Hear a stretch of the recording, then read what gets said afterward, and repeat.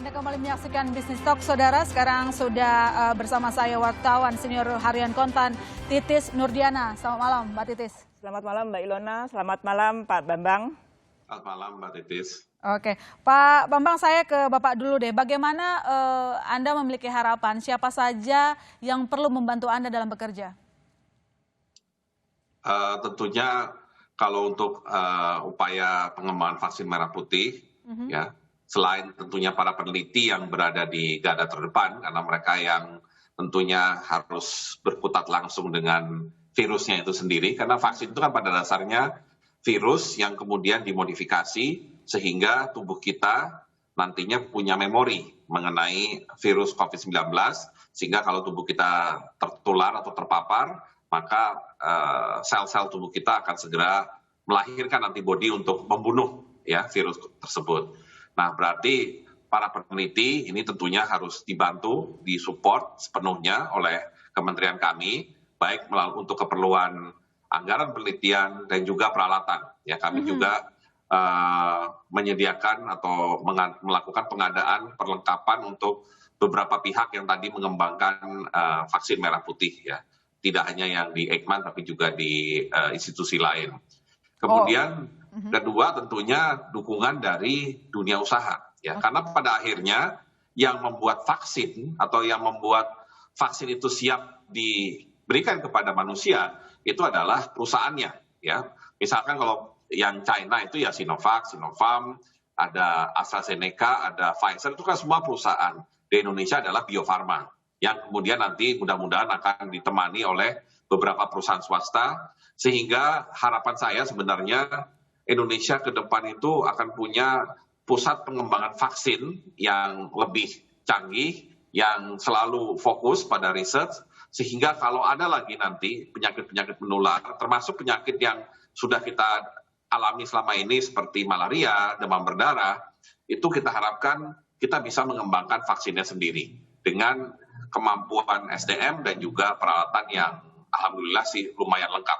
Oke, tujuannya sih ke depan mandiri begitu. Nah, Mbak Titis, ini posisi media itu kan ada di tengah-tengah. Yeah. Mengabdinya kita itu kepada masyarakat. Yeah, nah, apa yang kira-kira sejauh mana peran negara harus hadir pada proses vaksinasi? Tapi tadi kan Pak Bambang juga mengatakan soal proses pembiayaan begitu. Bagaimana supaya kita tidak berat di situ? Oke, Mbak Ilona, seperti tadi Pak Bambang sebutkan, Pak Menristek sebutkan bahwa sebetulnya selain impor, kita juga mencoba mengembangkan yang namanya vaksin merah putih. Ada 7 institusi yang memang terlibat dan tadi perkembangannya adalah kuartal 3 diharapkan sudah bisa memproduksi setelah uji klinis terhadap hewan selesai dan kemudian uji klinis terhadap manusia juga, dan artinya itu akan membuat efek gulir yang luar biasa. Kenapa saya sebutkan seperti itu? Satu, tentu saja di saat pandemi ada peluang yang terbuka bahwa kita mencoba mandiri untuk menciptakan bibit. Padahal yang namanya bibit itu selama ini kita impor, Mbak Ilona. Kita impor itu devisa yang keluar itu luar biasa. Ketika bibit dan itu kemudian berhasil, maka efek gulirnya ke ekonomi jelas akan lebih cepat. Selain vaksin itu sendiri diharapkan tadi menciptakan herd immunity. Nah, tadi Pak Bambang juga sudah menyebutkan bahwa pemerintah juga menyiapkan skenario yang buruk jika vaksin ini tidak mampu untuk memberikan immunity yang sampai diharapkan di atas 90%, maka penduduknya akan ditambah. Masalah siapapun nanti yang berhak mendapatkan, apakah kemudian keputusan pemerintah kemudian menambah jumlah vaksin yang gratis, tentu saja itu adalah buktinya hadir negara. Negara hadir untuk menjaga kesehatan masyarakat. Itu tentu akan diputuskan oleh pemerintah. Tadi bisa lewat BPJS, itu tentu saja usulan-usulan yang menarik. Tapi bagaimana kita mengembangkan ekonomi kemandirian dengan terus dari ristek untuk melakukan pengembangan untuk kita berdaya terhadap ekonomi kita sendiri, oke. Karena apa? Kebutuhan vaksin bukan tahun ini saja, bukan tahun 2021. Tahun 2021 di awal maka kita membutuhkan vaksin pertama. Tadi Pak Bambang sebutkan bahwa WHO adalah 6 bulan sampai setahun. Nah, ketika 6 bulan membutuhkan lagi, kalau kita terus bergantung, maka itu menjadi ketidakberhasilan kita untuk menciptakan ekonomi yang mandiri.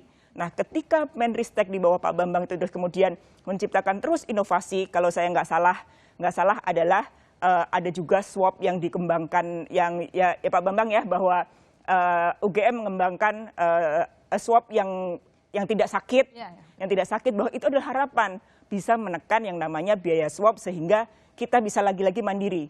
Pengembangan seperti ini diharapkan memang memiliki efek gulir. Apalagi tadi Pak Bambang bilang ada beberapa perusahaan, 2 perusahaan dan kemudian menyusul 2, itu jelas akan membuat kita itu bergulir di ekonomi kita sendiri. Itu yang harapan terbesar supaya kita tidak tergantung dengan terus-terusan kita melempar falas ke luar negeri dan kemudian kita harus ini. Ilona. Oke, yang jelas ekonomi mandiri itu sih idaman kita begitu betul. ya.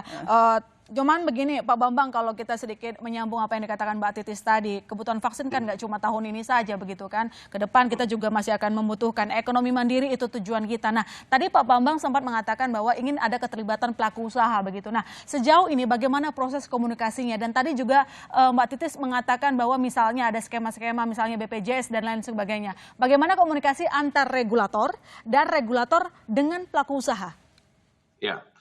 Sebenarnya ya kalau kita melihat apa istilahnya nih balapan ya untuk menemukan vaksin COVID-19 saat ini di dunia ya, Mbak Ilona dan Mbak Titis bisa lihat semua berjibaku ya Pak. Nama-nama perusahaan ya, nama-nama perusahaan. Nah, tanpa harus saya sebut lagi. Nah, artinya ini memang persaingan antar dunia usaha sebenarnya. Nah, kebetulan di Indonesia memang pelakunya selama ini hanya satu, yaitu Bio Farma. Dan Bio Farma memang hanya fokus pada manufacturing site-nya, ya, pada mengolah vaksin untuk siap dipakai.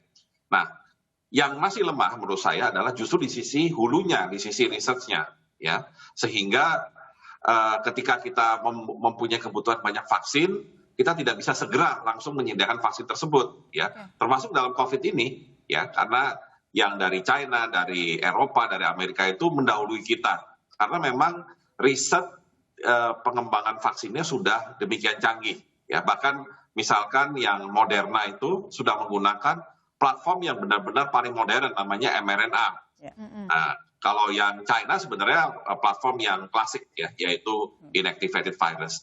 Tapi apapun, mereka itu sudah punya pengalaman panjang di dalam riset vaksinnya. Nah, inilah yang saya harapkan ke depan, sektor swasta bisa melihat vaksin ini sebagai lahan usaha mereka, ya, tanpa meninggalkan idealisme bahwa vaksin ini sangat diperlukan kalau kita mekanisme pengelolaan kesehatannya itu harus bergeser dari yang sifatnya kuratif menjadi preventif.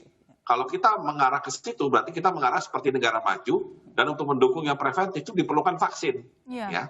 Karena vaksin itulah alat untuk mencegah kita dari penyakit. Nah, karena itu kemandirian itu harus dibangun dari sekarang. Dan memang betul sekali pandemi ini menyadarkan kita semua bahwa ketika ada kejadian luar biasa seperti sekarang, ternyata kita baru sadar 94% alkes impor, alat kesehatan. 95% bahan baku obat impor, termasuk vaksin. Ya. Nah, Mbak Titis, ini singkat saja. Tadi Pak Bambang sempat menyatakan bahwa yang namanya penelitian harusnya idealismenya masih ada. Tapi bagaimana supaya penelitian itu juga pro ekonomi? Ya, oke. Sebenarnya pemerintah tadi di awal Pak Bambang juga sudah memberikan super deduction untuk perusahaan-perusahaan yang melakukan research. Dan inilah saatnya ketika pandemi itu membuka peluang supaya kita itu mengaktifkan yang namanya research. Toh itu ada namanya super deduction sehingga perusahaan itu bisa memanfaatkan potongan insentif itu untuk dimanfaatkan untuk terus menggalakkan yang namanya research supaya kita preventif. Apapun yang kita lakukan, kalau kita duluan itu maka menjadi akan pemenang. Jika ada perusahaan Indonesia yang mampu, tadi baru kita mampunya perusahaan Bio Farma, ada yang lagi mampu dan risetnya berhasil, itu bukan mustahil jika risetnya kita sudah berkembang sangat maju menjadi pemenang dalam bisnis vaksin atau apapun itu nanti. Dan itu tentu saja dari Kemenristek juga harus terus mengawal ya Pak Bambang ya, mengawal bahwa yang namanya research itu sudah menjadi habitnya bagi perusahaan di Indonesia supaya terus mengembangkan yang namanya peluang-peluang ke depan sehingga kita tidak tergantung ya Pak Bambang ya. Oke.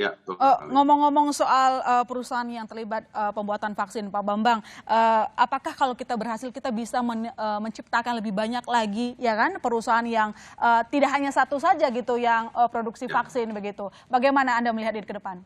Ya, tentunya munculnya perusahaan swasta di bidang vaksin juga akan sangat tergantung pada potensi demand-nya. Ya. Nah, pertama demand lokal, ya. Kalau kita mekanisme penanganan kesehatannya masih terlalu berarti kuratif, maka orang akan hanya tertarik masuk ke obat, ya, karena obat itu untuk kuratif. Tapi kalau sudah mulai bergerak ke preventif, saya yakin akan lebih banyak perusahaan melihat demand di vaksin, ya. Nah, satu lagi sebenarnya potensi luar negeri, ya. Tapi ini kita bicara nanti setelah kebutuhan vaksin COVID-19 dipenuhi, ya. Luar negeri itu ternyata sangat sedikit yang punya kemampuan membangun vaksin.